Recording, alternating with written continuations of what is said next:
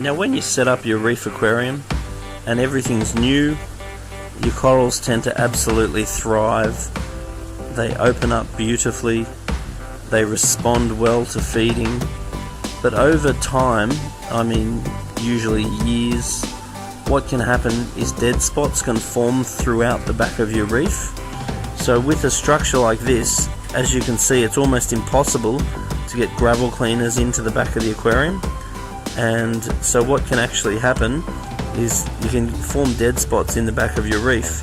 Now dead spots are where your oxygen is not penetrating into the depths of the sand, and then instead of forming nitrifying bacteria and denitrifying bacteria, you start to form what's called anoxic bacteria. And the anoxic bacteria discharges hydrogen sulfide. Now some aquariums do not ever experience what they call old tank syndrome, and other aquariums do, and it's got very much to do with how live your sand is. If you have very live sand and you've been fortunate enough to over time harbour worms and microorganisms and so forth that keep the substrate well stirred up and well aerated, you may never need to consider a spring clean to rid old tank syndrome, but in some cases you do.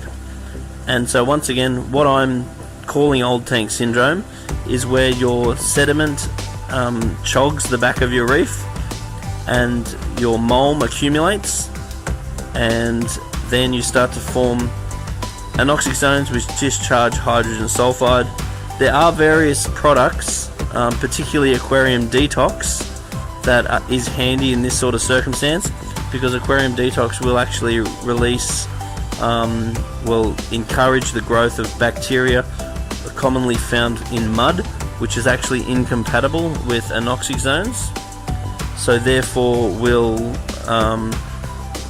hopefully solve this problem by adding the Aquarium Detox.